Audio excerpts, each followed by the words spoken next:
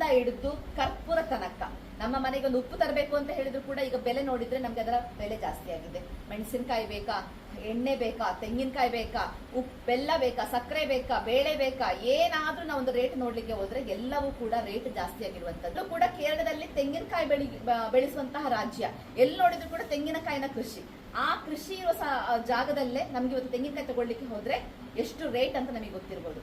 ಆ ತೆಂಗಿನಕಾಯಿನ ಎಣ್ಣೆ 500 ರೂಪಾಯಿ ತನಕ ಮುಟ್ಟಿದೆ ಲೀಟರ್ಗೆ. ಈ ಎಣ್ಣೆಯಿಂದ ನಾವು ಯಾವ ರೀತಿ ಅಡಿಗೆ ಮಾಡುವಂತದ್ದು, ನಾವಿನ್ನು ಓಣಂ ಸೆಲೆಬ್ರೇಷನ್ ಯಾವಾಗ ಮಾಡುವಂತದ್ದು, ಯಾಕಂತ ಹೇಳಿದ್ರೆ ಎಲ್ಲರೂ ಕೂಡ ಈಗ ನಮ್ಗೆ ಗೊತ್ತಿರುವ ಹಾಗೆ ಕೇರಳದಲ್ಲಿ ಓಣಂ ತುಂಬಾ ಗೌಜಿನ ಮಾಡುವಂತದ್ದು.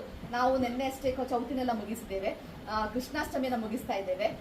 ಮನೆಗೆ ಬರುವಂತಹ ನೆಂಟರಿಗೆ ಏನಾದ್ರೂ ಒಂದು ಒಳ್ಳೆ ಆಹಾರ ಕೊಡಬೇಕು ಅಂತ ಹೇಳಿ ನಾವು ಆಲೋಚನೆ ಮಾಡಿಕೊಂಡು ಎಷ್ಟೋ ತಿಂಗಳಿಂದ ಎಲ್ಲವನ್ನು ಕೂಡ ಹಣವನ್ನ ನಾವು ಸಂಗ್ರಹ ಮಾಡಿ ಇದ್ದ ಅಮೌಂಟ್ ಅನ್ನಲ್ಲಿ ನಾವು ಖರ್ಚು ಮಾಡದೆ ಅದನ್ನ ಸೇವ್ ಮಾಡಿಕೊಂಡು ಹಬ್ಬದಲ್ಲಿ ನಾವು ಬಟ್ಟೆಗಳನ್ನ ಖರೀದಿ ಮಾಡಿಕೊಂಡು ಬಂದವರಿಗೆ ಒಳ್ಳೆ ಊಟ ಕೊಡಬೇಕು ಅಂತ ಹೇಳಿ ಆಲೋಚನೆ ಮಾಡಿ ಇಟ್ಟು ನಾವು ಈ ಹಬ್ಬಗಳನ್ನ ಮಾಡ್ತಾ ಇದ್ವಿ. ಆದ್ರೆ ಇಷ್ಟು ಬೆಲೆ ಜಾಸ್ತಿ ಆದ ನಂತರ ನಾವು ಯಾವ ರೀತಿ ಉಳಿಸುವುದು, ಯಾವ ರೀತಿ ಹಬ್ಬ ಮಾಡುವಂಥದ್ದು, ಯಾವ ರೀತಿ ಊಟ ಮಾಡುವಂಥದ್ದು. ಸೊ ನಮ್ಗೆ ಇನ್ನು ಊಟ ಮಾಡುವಂಥದ್ದು ಅವಶ್ಯಕತೆ ಇಲ್ಲ, ಗಂಜಿ ಬೇಯಿಸಿ ಗಂಜಿ ಮಾತ್ರ ತಿಂದ್ರೆ ಸಾಕು ಅಂತ ಹೇಳುವಂಥದ್ದು ಪಿನರಾಯಿ ಸರ್ಕಾರದ ಒಂದು ಘೋಷಣೆ. ಯಾಕಂತ ಹೇಳಿದ್ರೆ ಅವರಿಗೆ ಮತ್ತೆ ಅವರ ಕುಟುಂಬದವರಿಗೆ ಹೋಗ್ಲಿಕ್ಕೆ ಬರ್ಲಿಕ್ಕೆ ಎಲ್ಲದಕ್ಕೂ ಕೂಡ ಅವರ ಹಣ ಉಂಟು. ಅವರಿಗೆ ಎಷ್ಟು ಹಣ ಜಾಸ್ತಿ ಆದ್ರೂ ಕೂಡ ಅವರ ಮನೆಯಲ್ಲಿ ಹಬ್ಬದ ಊಟವೇ ಪ್ರತಿ ದಿವಸ.